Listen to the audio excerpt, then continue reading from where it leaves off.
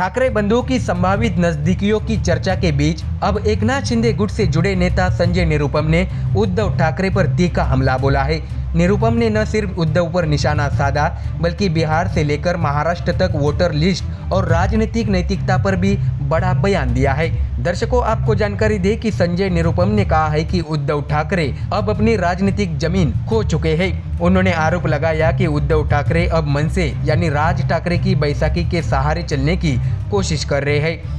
निरुपम बोले कि उद्धव ठाकरे अब अपने पुराने शिव सैनिकों को साथ नहीं रख पाए। जब उनकी पार्टी बिखर गई तो अब वो राज ठाकरे के कंधे पर चढ़कर राजनीति करना चाहते हैं। लेकिन सच्चाई ये है कि उद्धव न तो नई पार्टी खड़ी कर सकते हैं और न ही गठबंधन से कोई चमत्कार होने वाला है। दर्शकों, इस बीच संजय निरुपम ने बिहार में चल रही SIR प्रक्रिया को लेकर भी बड़ा बयान दिया है। उन्होंने कहा, बिहार में 40 लाख फर्जी वोटरों के नाम हटाए गए, उसी तरह महाराष्ट्र में भी ऐसी ही प्रक्रिया होनी चाहिए। यहाँ भी फर्जी और बांग्लादेशी मतदाताओं के नाम सूची से हटाए जाने चाहिए। उन्होंने तो यहाँ तक कह दिया है कि उद्धव ठाकरे गुट यानी शिवसेना UBT के कई उम्मीदवार ऐसे ही फर्जी वोटों की मदद से चुनाव जीते थे। दर्शकों, जानकारी दे कि एकनाथ शिंदे की संपत्ति पर संजय राउत के आरोपों का जवाब देते हुए संजय निरुपम ने बालासाहेब ठाकरे का पुराना किस्सा सुनाया। उन्होंने कहा, जब किसी ने बालासाहेब ठाकरे पर 100 करोड़ की संपत्ति का आरोप लगाया था, तब बाला साहब ने कहा था, कागज लेकर आओ और आधी संपत्ति लेकर चले जाओ। ऐसे में संजय निरुपम ने इसी तर्ज पर कहा है कि अगर उद्धव ठाकरे को लगता है कि एकनाथ शिंदे के पास 5 लाख करोड़ की संपत्ति है तो वो भी सबूत लेकर आए और आधी संपत्ति ले जाए। उन्होंने तीखे लहजे में ये भी जोड़ा, जैसी हार उद्धव ठाकरे की विधानसभा चुनाव में हुई वैसे ही दुर्गति स्थानीय निकाय चुनाव में भी तय है। तो वही दर्शकों, जब उनसे पूछा गया कि क्या उद्धव ठाकरे एकनाथ शिंदे को डिप्टी CM नहीं मानते, तो निरुपम ने संविधान का हवाला देते हुए कहा, संविधान के अनुसार एकनाथ शिंदे महाराष्ट्र के डिप्टी CM हैं। अगर उद्धव ठाकरे को संविधान पर भरोसा ही नहीं है तो फिर वो संविधान बचाओ रैली निकालने का नाटक क्यों करते हैं। उन्होंने आगे कहा है कि उद्धव ठाकरे भले ही बालासाहेब ठाकरे के रक्त के वारिस हो लेकिन विचारों के नहीं।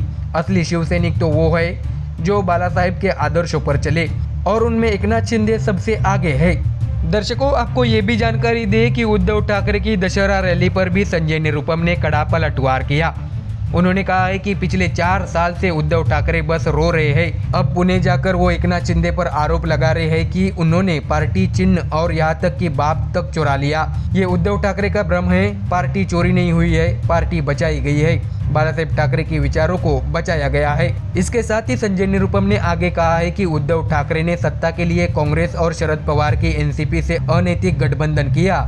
उन्होंने कहा है कि विधानसभा चुनाव में उद्धव ठाकरे 109 सीटों पर लड़े थे लेकिन सिर्फ 20 विधायक जीत पाए। वही एकनाथ शिंदे ने 80 सीटों पर उम्मीदवार उतारे और उनमें से 60 विधायक जीत कर आए। जनता ने भी बता दिया था कि जनादेश किसके साथ है। तो ऐसे में दर्शकों, संजय निरुपम के इस बयानों ने महाराष्ट्र की राजनीति में एक बार फिर गर्मी बढ़ा दी है। जहां एक तरफ ठाकरे बंधुओं के संभावित साथ आने की चर्चा जारी है, वहीं दूसरी तरफ शिंदे गुट उद्धव ठाकरे को पूरी तरह घेरने में जुटा है।